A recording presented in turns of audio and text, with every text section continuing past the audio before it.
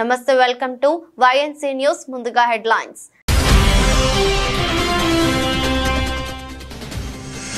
జంట జలాశయాలను పరిశీలించిన మంత్రి పొన్నం ప్రభాకర్. అప్రమత్తంగా ఉండి ఎప్పటికప్పుడు వరద స్థితిని సమీక్షించాలని కలెక్టర్ను ఆదేశించిన మంత్రి.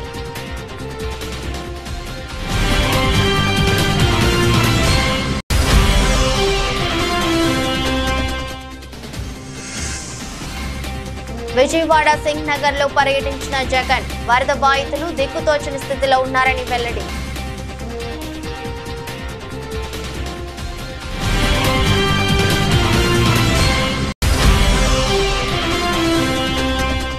గాంధీ ఆసుపత్రిలో ఆకస్మిక తనిఖీ చేసిన మంత్రి దామోదర్ రాజు నరసింహ. సీజనల్ వ్యాధుల కట్టడిలో భాగంగా చికిత్స పొందుతున్న బాధితుల వివరాలను అడిగి తెలుసుకున్న మంత్రి.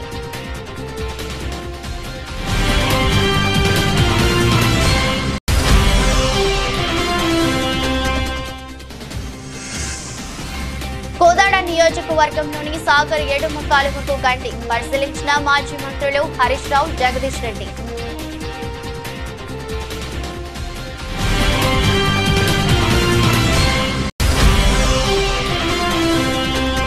పారాలింపిక్స్ లో భారత్ కు మరో 2 మెడల్స్. పురుషుల విభాగం సింగిల్స్ లో బంగారు పతాకాన్ని కైవసం చేసుకున్న నితేష్ కుమార్.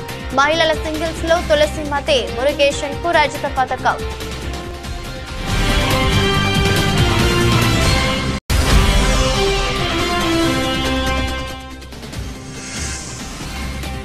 సెన్సెక్స్ నిఫ్టీకి లాభాలు. ఆల్ టైమ్ హైకి చేరుకున్న దేశీయ సూచీలు.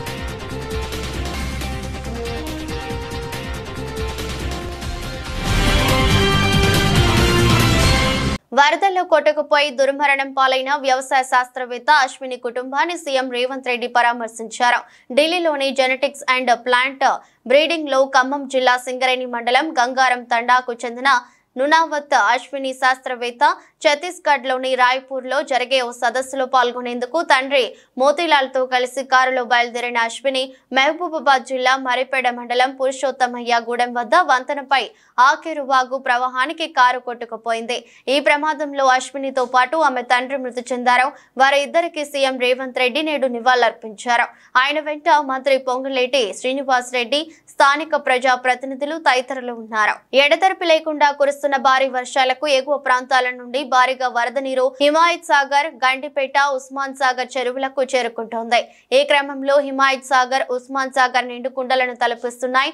మంత్రి పొన్నం ప్రభాకర్, ఎమ్మెల్యే ప్రకాష్ గౌడ్, రంగారెడ్డి జిల్లా collector Shashanka, Bandlaguda Jagir mayor Latha Prem Goud, chairman Gnaneshwar Mudiraj తో కలిసి హిమాయత్ సాగర్ చెరువును జలమండలి రెవెన్యూ ఇరిగేషన్ అధికారులతో కలిసి సందర్శించారు. జంట జలాశయాలకు వస్తున్న ఇన్ఫ్లో సమాచారాన్ని జలమండలి అధికారులను పొన్నం ప్రభాకర్ అడిగి తెలుసుకున్నారు. అధికారులు అప్రమత్తంగా ఉండి ఎప్పటికప్పుడు వరద స్థితిని సమీక్షించాలని కలెక్టర్ కు పొన్నం ఆదేశించారు. ఏ క్షణమైనా గేట్లు ఎత్తి వరద నీరును విడుదల చేసే అవకాశం ఉన్నందున హిమాయత్ సాగర్, ఉస్మాన్ సాగర్ దిగువ ప్రాంతంలో నివసించే ప్రజలు అప్రమత్తంగా ఉండాలని పొన్నం ప్రభాకర్ సూచించారు. సరికాదు, ఈరోజు జరిగినటువంటి మరణాలన్నీ కూడా ప్రమాదవశాత్తు జరిగినాయి. ఎక్కడ కూడా ప్రభుత్వ నిర్లక్ష్యంతో జరిగినటువంటి కావు. వారిని కూడా 5 లక్షల రూపాయల ఎక్స్గ్రేషియా ఇస్తా ఉన్నాం. మొత్తం అధికారుల యంత్రాంగం అంతా కూడా ఎక్కడ హెడ్ క్వార్టర్స్ వాళ్ళు వదిలిపెట్టకుండా నిరంతరం 24 గంటలు పనిచేస్తూ ఉన్నారు. ముఖ్యమంత్రి గారు కూడా ఖమ్మం వెళ్ళి అక్కడనే నిద్ర చేసి ఈరోజు మహబూబాబాద్ పోయి అవన్నీ కూడా పర్యవేక్షిస్తూ ఉన్నారు. మేము వీళ్ళ మీద పోతేనే పని అవుతుంది అనుకుంటే, లేకపోతే ఇంకోటి ఏదో మేము మీడియాకు చెప్తేనే పని అవుతుంది అనుకుంటే అది పొరపాటు, అపోహ. టీఆర్ఎస్ పార్టీ, బీజేపీ కూడా కోరుతున్నాం. ఇలా ఇంత పెద్ద విపత్తు జరిగింది, ఇన్ని ఎకరాల లక్షల ఎకరాల నష్టం జరిగింది, 5,000 కోట్ల రూపాయల పైన నష్టం జరిగిందని ప్రాథమిక అంచనా వేస్తుంది. ఇది జాతీయ విపత్తుగా తీసుకోమని అడుగుతున్నాం. తక్షణం అంచనాల తర్వాత అవన్నీ కూడా చేసే కంటే ముందు ఒక 2,000 కోట్ల ఆర్థిక సహకారం చేయమని చెప్పినాం. ఇప్పుడు పంట నష్టానికి సంబంధించిన ప్రాణ నష్టానికి, ఇతర ఆస్తుల నష్టానికి సంబంధించి కాక ప్రభుత్వ పంచాయతీరాజ్ రోడ్లు కావచ్చు, R&B రోడ్లు కావచ్చు, అనేక నష్టం జరిగినాయి. ఇది ప్రకృతికి సంబంధించి ప్రభుత్వ నిర్లక్ష్యం అని ఆరోపించేటువంటి అజ్ఞానాలను అడుగుతాను. ఈరోజు ఇది గతంలో ఇటువంటి ప్రకృతులు వస్తే హైదరాబాద్ మునిగితే మీరు ప్రకటించినటువంటి అమౌంట్ కూడా ఇవ్వనటువంటి పరిస్థితి. మా జిల్లా కొండగట్ట లాంటి ప్రాంతంలో 69 మంది చనిపోతే కనీసం ఒకరు వచ్చి పరామర్శించలేని మాననీయ కోణం లేనటువంటి మీరు మమ్మల్ని అడిగే ముందు మీరు ఒక్కసారి మీ గత ప్రభుత్వ పరిపాలన జరిగినటువంటి అంశాలను గమనించుకోమని కోరుతాను. తప్పకుండా మరొక్కసారి తెలంగాణ ప్రజలందరినీ విజ్ఞప్తి చేస్తున్నాం. అవసరం ఉంటే తప్ప బయటికి రాకండి. వర్షాలు ఇప్పుడు ఉపశమనం కలిగించినా మళ్ళీ వాతావరణ శాఖ కొన్ని ఉత్తర తెలంగాణ జిల్లాల్లో వరద నీటిలో చిక్కుకున్న బాధితులు ఎవరూ భయపడాల్సిన పని లేదని అందరినీ ఆదుకుంటామని అందరూ ధైర్యంగా ఉండాలని ముఖ్యమంత్రి చంద్రబాబు భరోసా ఇచ్చారు. బాధితులకు అవసరమైన సహాయక చర్యలన్నీ చేపడతామని చెప్పారు. అనంతరం ముఖ్యమంత్రి ప్రకాశం బ్యారేజ్ వద్ద వరద ఉధృతిని పరిశీలించారు. వరద నీటికి కొట్టుకు వచ్చిన పడవలు ఢీకొట్టడంతో బ్యారేజ్ గేట్లకు ఏర్పడిన నష్టాన్ని పరిశీలించి తక్షణ మరమ్మతులకు ఆదేశించారు. విజయవాడ సింగ్ నగర్ లో 2 గంటల పాటు సహాయక చర్యలు పర్యవేక్షించిన సీఎం బోట్ల ద్వారా తరలింపుతో పాటు స్వచ్ఛందంగా వచ్చిన బాధితులతో మాట్లాడిన సీఎం చంద్రబాబుకు తమ ఆవేదన బాధలను బాధితులు వెళ్లబోసుకున్నారు. రాష్ట్ర వైద్య ఆరోగ్య కుటుంబ సంక్షేమ శాఖ మంత్రి దామోదర్ రాజ నరసింహ హైదరాబాద్ లోని గాంధీ ఆసుపత్రిలో ఆకస్మిక తనిఖీ చేశారు. ముందుగా గాంధీ ఆసుపత్రిలోని సూపరింటెండెంట్ కార్యాలయం వద్దకు మంత్రి చేరుకున్నారు. ఆసుపత్రిలో బెడ్ల వివరాలు, ఓపీ రోజు వారి వివరాలు సూపరింటెండెంట్ ని అడిగి తెలుసుకున్నారు. మంత్రి ఆకస్మిక తనిఖీ సమాచారం తెలుసుకున్న రాష్ట్ర వైద్య ఆరోగ్య ప్రభుత్వ కార్యదర్శి doctor Christina, director medical education doctor Vani Gandhi ఆసుపత్రికి చేరుకున్నారు. సీజనల్ వ్యాధుల కట్టడిలో భాగంగా గాంధీ ఆసుపత్రిలో చికిత్స పొందుతున్న బాధితుల వివరాలను మంత్రి అడిగి తెలుసుకున్నారు. ఆసుపత్రిలో ప్రస్తుతం ఎంతమంది డాక్టర్లు డ్యూటీలో ఉన్నారో వారి వివరాలు అందించాల్సిందిగా ఆసుపత్రి సూపరింటెండెంట్ డాక్టర్ రాజకుమారిని అడిగి తెలుసుకున్నారు. నర్సింగ్ సిబ్బంది, డయాగ్నోస్టిక్, క్లినికల్ విభాగాలలో పనిచేస్తున్న సిబ్బంది వివరాలను మంత్రి అడిగి తెలుసుకున్నారు. వరద ప్రభావిత ప్రాంతాల్లో ఏ ఒక్కరూ ఆకలితో అలమటించే పరిస్థితి ఉండొద్దని ఏపీ ముఖ్యమంత్రి చంద్రబాబు అన్నారు. ప్రతి ఒక్కరికి ఆహారం అందించాలని అధికారులను ఆదేశించారు. ఈ మేరకు మంగళవారం అధికారులతో సీఎం చంద్రబాబు సమీక్ష జరిపారు. వరద బాధితులకు అందుతున్న సాయంపై ఆరా తీశారు. సహాయక విధుల్లో నిమగ్నమైన అధికారులతో టెలికాన్ఫరెన్స్ ద్వారా మాట్లాడారు. మంగళవారం ఉదయం నుంచి జరిగిన ఆహార పంపిణీ వివరాలపై అధికారులను ఆరా తీశారు. వరద ప్రభావిత ప్రాంతాల్లో 5 హెలికాప్టర్లతో ఆహార పంపిణీ చేపట్టినట్లు అధికారులు వివరించారు. ఈ సందర్భంగా సీఎం మాట్లాడుతూ 2 రోజుల పాటు తిండి, నీరు లేకుండా ఉంటే కలిగే బాధను అర్థం చేసుకుని పనిచేయాలని చెప్పారు. బాధితులకు 3 పూటల ఆహారం అందించాలని, ఎన్డీఆర్ఎఫ్ బృందాలు వెళ్లని చోట డ్రోన్లు, హెలికాప్టర్లు ఉపయోగించాలని తెలిపారు. 100కు 100% ఆహార పంపిణీ జరగాలని చంద్రబాబు స్పష్టమైన ఆదేశాలు జారీ చేశారు. నేను చూసినప్పుడు అనిపిస్తుంది, డబ్బులుండే వాళ్ళు, డబ్బులు లేని వాళ్ళు, చదువుకున్న వాళ్ళు, చదువుకోలేని వాళ్ళు, ఏ ఏజ్ ఉన్నా ప్రతి ఒక్కరు అందరూ సమానమైపోయే పరిస్థితికి వచ్చారు. దీనావస్థలో ఉన్నారు. కడుపు నిండితే చాలని బాధపడుతున్నారు. కనీసం నీళ్లు కూడా దొరకకుండా నీళ్లు ఇస్తే అది అమృతంగా భావించే పరిస్థితిలో ఉన్నారు. అవి చూసినప్పుడు బాధ్యత పెరుగుతుంది. నేను ఆ మాటే చెప్పాను మా ఆఫీసర్లకు అందరికీ. ఈ రోజు ఈ కష్టకాలం ఉన్నప్పుడు మనందరి మీద ఒక గురుతరమైన బాధ్యత ఉంది. మీరు ఆ పని చేయండి. నాకు రాత్రికి, రేపు, ఎల్లుండి 3 days మాత్రం రాజీ లేదు. 0 tolerance. అందరం కలిసి పనిచేయాలి. ఎక్కడ కూడా ఏ మాత్రం కూడా అశ్రద్ధ వహించడం, నిర్లక్ష్యంగా ఉండడం, కష్టాల్లో ఉండే వాళ్ళతో మాట్లాడే విధానం కూడా చాలా ఇంపార్టెంట్. ఒకసారి ఎమోషనల్ గా మాట్లాడతారు, హిస్టరిక్ గా మాట్లాడతారు. సంగారెడ్డి జిల్లా మంజీరా ప్రాజెక్టును రాష్ట్ర వైద్య ఆరోగ్య శాఖ మంత్రి దామోదర్ రాజ నరసింహ, జిల్లా కలెక్టర్ క్రాంతి, ఎస్పీ రూపేష్ సంగారెడ్డి మాజీ ఎమ్మెల్యే జగ్గారెడ్డితో కలిసి సందర్శించారు. రాష్ట్రంలో ఎడతెరిపి లేకుండా కురుస్తున్న భారీ వర్షంతో వరదల ముంపు ఉందని, ప్రభుత్వ యాంత్రాంగం ఎక్కడా కూడా ప్రాణ నష్టం జరగకుండా ఉండేందుకు అన్ని చర్యలు తీసుకుందని, 3 రోజులుగా కురుస్తున్న భారీ వర్షానికి మంజీరా ప్రాజెక్టు పూర్తిస్థాయి నీటి మట్టం 1.5 టీఎంసీలకు చేరడంతో దిగువకు నీటిని విడుదల చేస్తున్నామని మంత్రి దామోదర్ అన్నారు. వర్షాలపై ఎప్పటికప్పుడు ప్రజలను అప్రమత్తం చేసేందుకు సంగారెడ్డి జిల్లాకు కలెక్టర్ కార్యాలయంలో కంట్రోల్ రూమ్ ఏర్పాటుతో పాటు విద్యుత్ శాఖకు సంబంధించి మరో ప్రత్యేక కంట్రోల్ రూమ్ ను ఏర్పాటు చేసినట్లు మంత్రి తెలిపారు. ప్రజలు అనారోగ్యం బారిన పడకుండా ఉండేందుకు వైద్య శాఖ అప్రమత్తంగా ఉందని మంత్రి తెలిపారు. స్థాయిలో ఒక కంట్రోల్ రూమ్ ని కలెక్టరేట్ లో ఏర్పాటు చేసి, అదే రకంగా కరెంటు వ్యవస్థకు వచ్చే వరకు కంట్రోల్ రూమ్ సపరేట్ గా ఏర్పాటు చేసి ప్రాణ నష్టం జరగకుండా అన్ని చర్యలు, ఎక్కడైతే లేదా వాగులే కానీ చెరువులే కానీ ఓవర్ఫ్లో అవుతున్నా తగు జాగ్రత్తలు తీసుకోవాలి. యంత్రాంగం అప్రమత్తంగా ఉంది. ప్రత్యేకంగా జైరాబాద్, నారాయణఖేడ్, అందోల్ ఈ ప్రాంతాలలో ప్రజలు ఎక్కడ ఎలాంటి నష్టం వాటిల్లకుండా ప్రాణ నష్టం ప్రత్యేకంగా, ఒకవేళ పంట పొలాలు మునిగినా దాని నష్టపరిహారం చెల్లించాలి. ఇల్లు పాక్షికంగానే కానీ పూర్తిగా నష్టపోయిన వారికి ఇల్లు మంజూరు చేయాలి. కానీ ప్రత్యేకంగా ప్రభుత్వము మన ముఖ్యమంత్రి రేవంత్ రెడ్డి గారి ఆదేశాల మేరకు ప్రాణ నష్టం ఇక్కడ కాకుండా అప్రమత్తంగా యంత్రాంగం పనిచేయాలి. అది దృష్టిలో పెట్టుకొని ఈరోజు మేము మాంజిరా బ్యారేజ్కి రావడం జరిగింది. ఈరోజు మాంజిరా ఇన్ఫ్లో అవుట్ఫ్లో ఇంతకుముందు చెప్పాను. రాబోయే 48 గంటలు కూడా వర్ష సూచన ఉంది కనుక తగు జాగ్రత్తలు ప్రభుత్వం తీసుకుంటుంది, తగు చర్యలు ప్రభుత్వం తీసుకుంటుంది.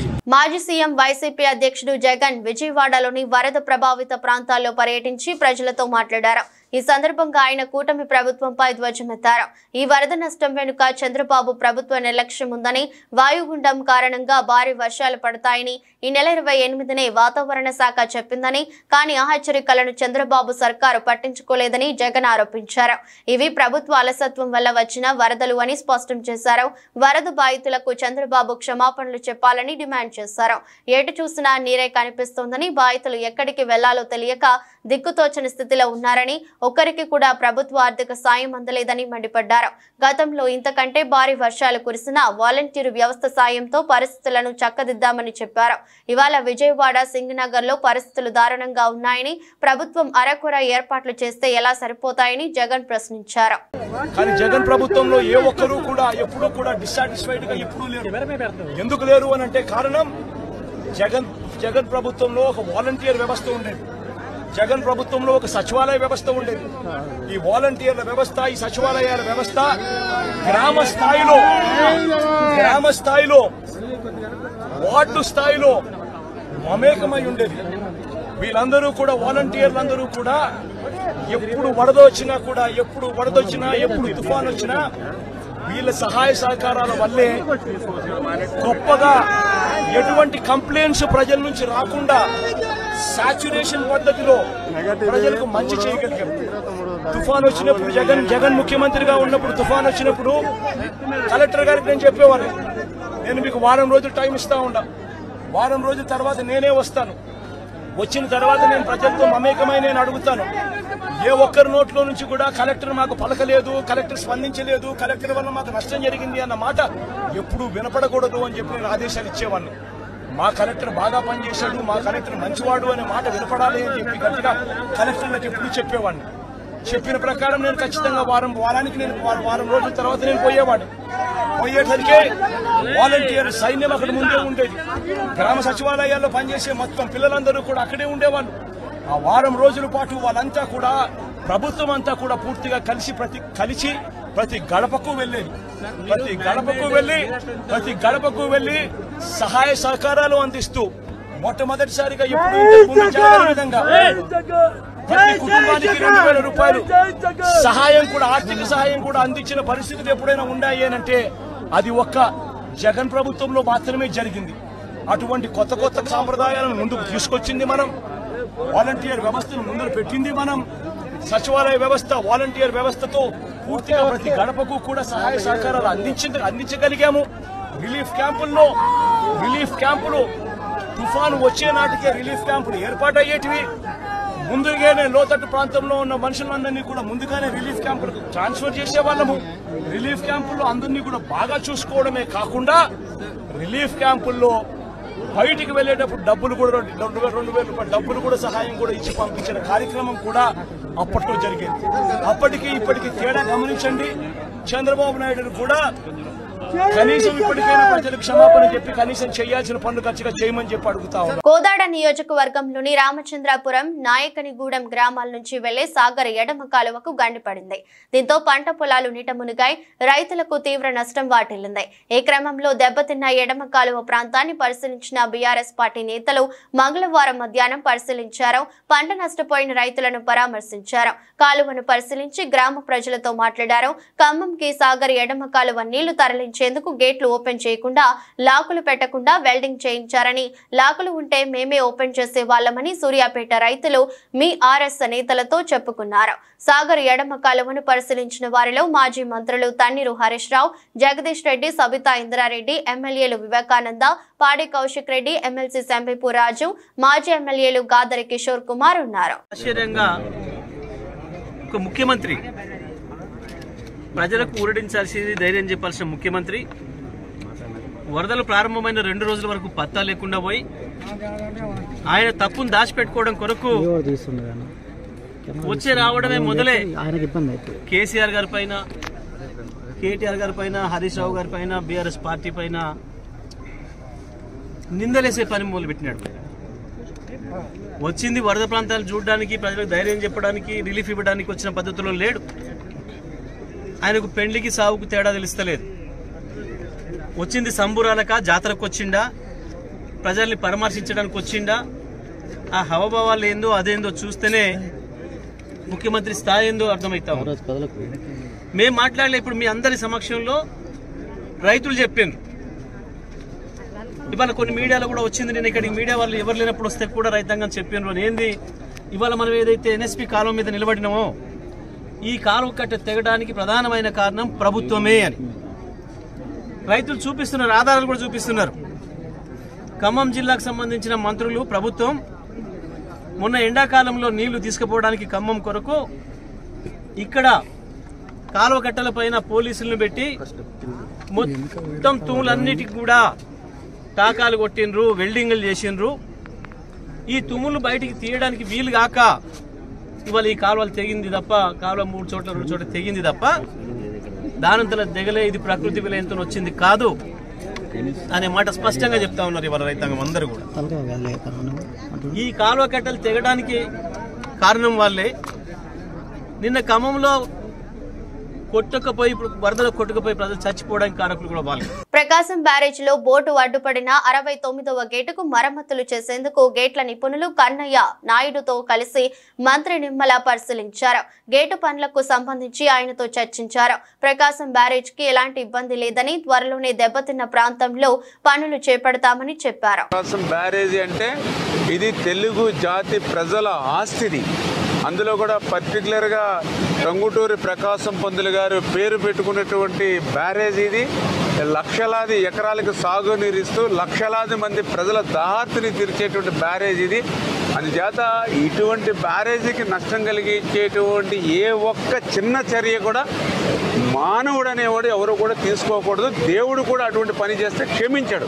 అందుచేత ఆ విషయం మీద కూడా మేము తర్వాత ఆలోచన చేస్తాం. ముందు ఇమ్మీడియట్లీ జరిగినటువంటి ఇబ్బంది ఏదైతే ఉందో దాన్ని క్లియర్ చేసి, ఒక పడవ అయితే కిందకి కొట్టుకుని పోయిందని చెప్తూ ఉన్నారు. ఆ గ్యాప్లోంచి మిగిలింది కూడా ఏంటనేది కూడా మనం ఎంక్వైరీ చేసుకుని దాన్ని కూడా పడవల్ని తీయడానికి కూడా ఏజెన్సీని కూడా ప్రమోట్ చేసుకుని ఇప్పుడు ఆల్రెడీ 11,40,000 క్యూసెక్ల వరకు కూడా ఇప్పుడు వాటర్ ఫ్లో ఉంది. కాబట్టి రేపటికి కొంచెం తగ్గుముఖం పడుతుంది, ఎల్లుండికి ఇంకా తగ్గుముఖం పడుతుంది అనేది మాకు ఉన్నటువంటి ఫోర్కాస్ట్ ద్వారా అంచనా ఉంది.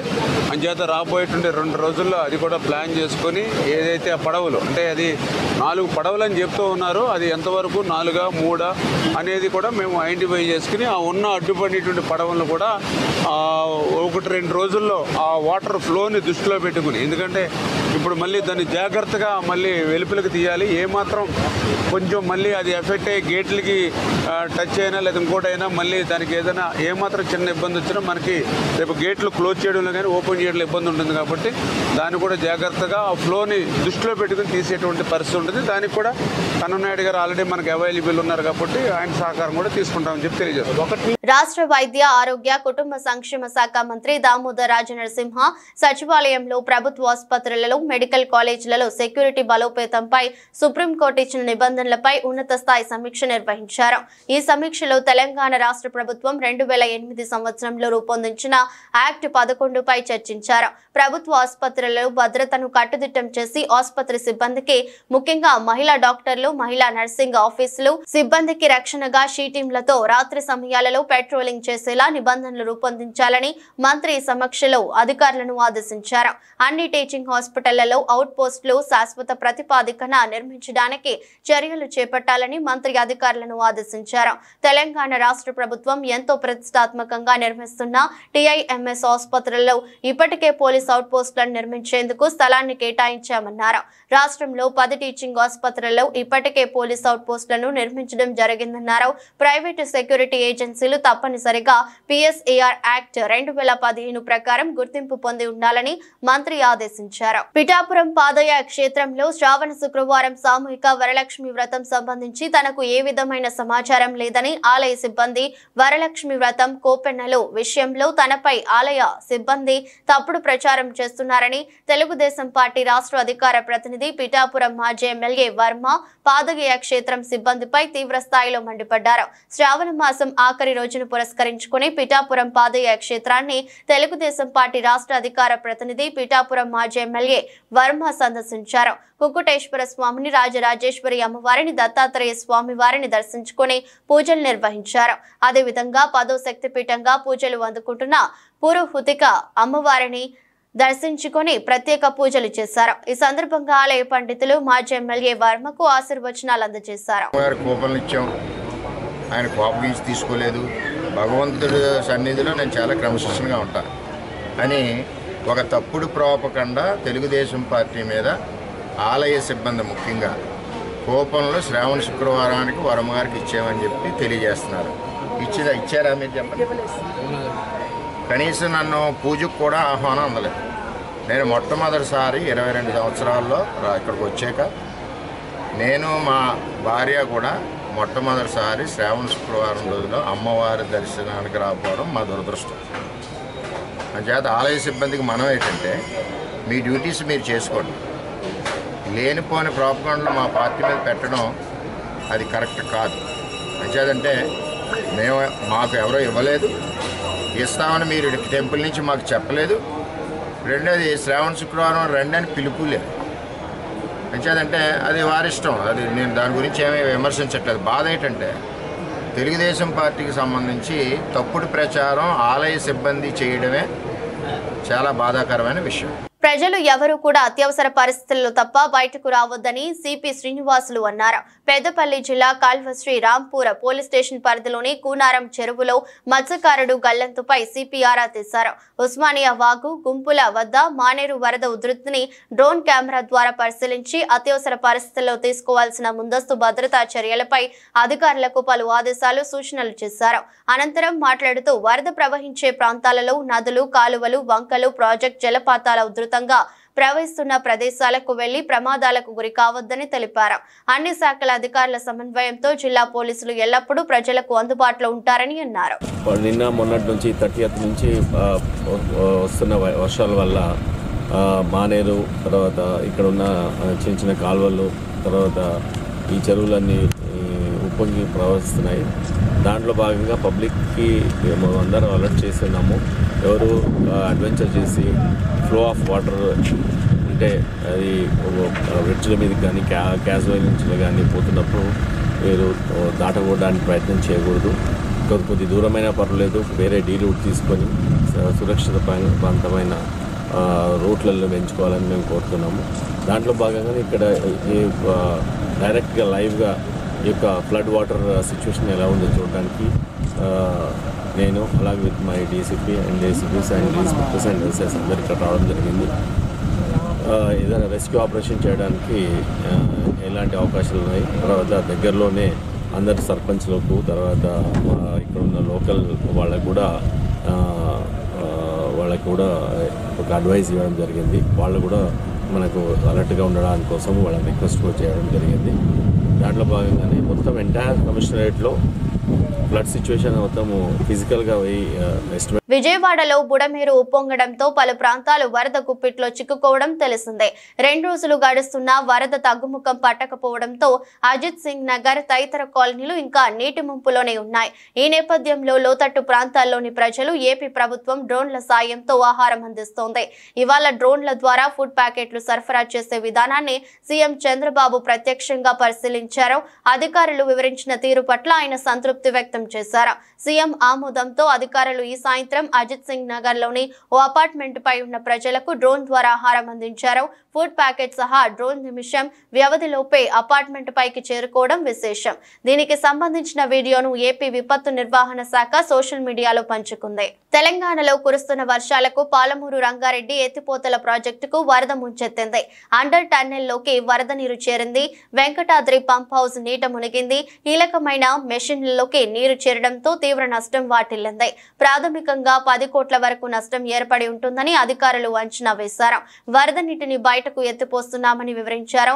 పంప్ హౌస్ లో నుంచి నీటిని పూర్తిగా బయటకు పంపాకే నష్టంపై పూర్తి స్థాయిలో అంచనా వేయొచ్చని తెలిపారు. రాష్ట్ర ప్రభుత్వం భూత్పూర్ మండలంలోని కరివెన వద్ద ఈ ఎత్తిపోతల ప్రాజెక్టును నిర్మించింది. తాజా వర్షాలకు వెంకటాద్రి పంప్ హౌస్ లోని అండర్ టన్నెల్ లోకి నీరు వచ్చి చేరుతోంది. ఉమ్మడి శ్రీకాకుళం జిల్లాలో వాతావరణం మారింది. సోమవారం ఒక్కరోజు విరామం ఇచ్చిన వర్షం మంగళవారం ఉదయం నుంచి మళ్లీ మొదలైంది. రహదారులు జలమయమయ్యాయి. శ్రీకాకుళంలోని పొట్టి శ్రీరాములు జంక్షన్, 7 రోడ్ల జంక్షన్, మార్కెట్ ప్రాంతాల్లో కాలువల్లోని మురుగునీరు రోడ్లపై ప్రవహించింది.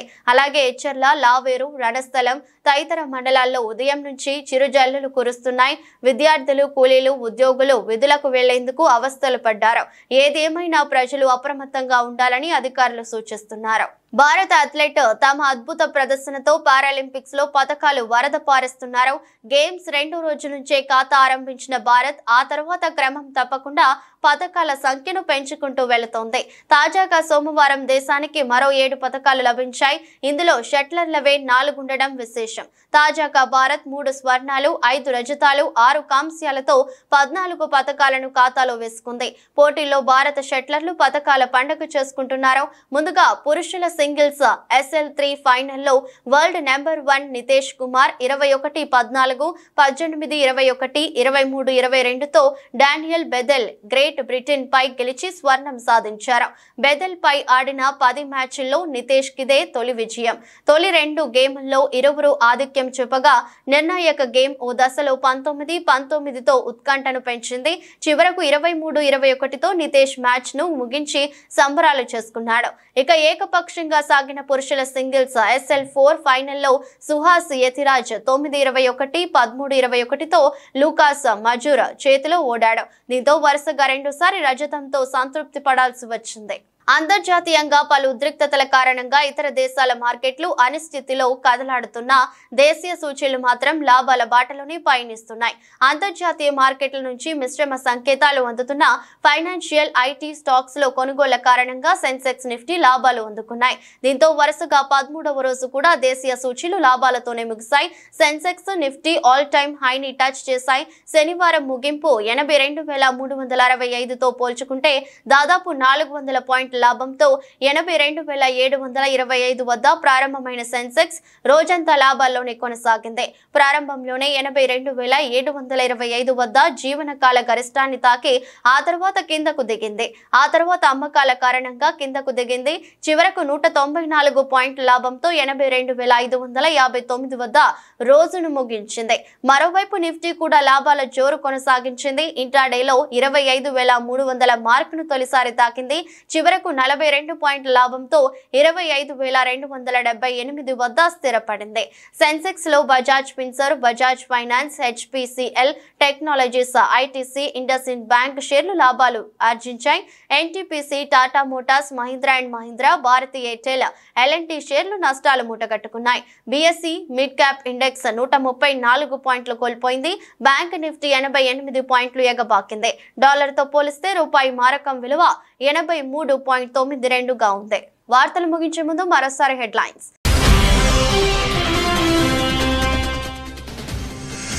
జంట జలాశయాలను పరిశీలించిన మంత్రి పొన్నం ప్రభాకర్. అప్రమత్తంగా ఉండి ఎప్పటికప్పుడు వరద స్థితిని సమీక్షించాలని కలెక్టర్ను ఆదేశించిన మంత్రి.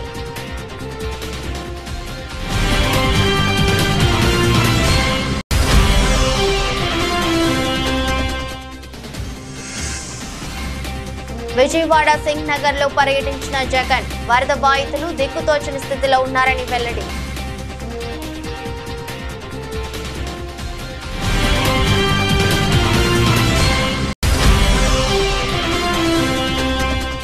గాంధీ ఆసుపత్రిలో ఆకస్మిక తనిఖీ చేసిన మంత్రి దామోదర్ రాజు నరసింహ.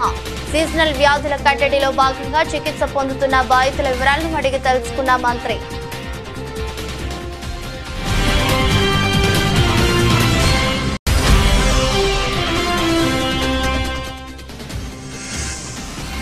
కోదాడ నియోజకవర్గంలోని సాగర్ 7వ కాలువకు గండి పరిశీలించిన మాజీ మంత్రులు హరీష్ రావు, జగదీష్ రెడ్డి.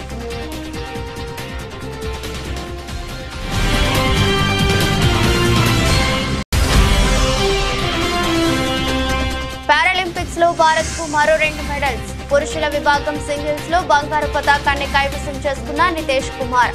మహిళల సింగిల్స్ లో తులసిమతి మురుగేషన్ కు రజత పతకం.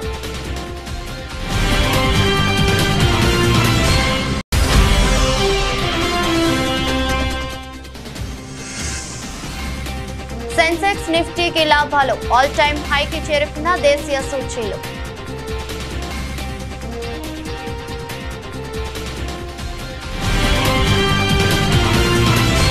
ఇది రోజు బులెటిన్. మరో బులెటిన్లో మళ్ళీ కలుద్దాం. అంతవరకు సెలవు. నమస్కారం.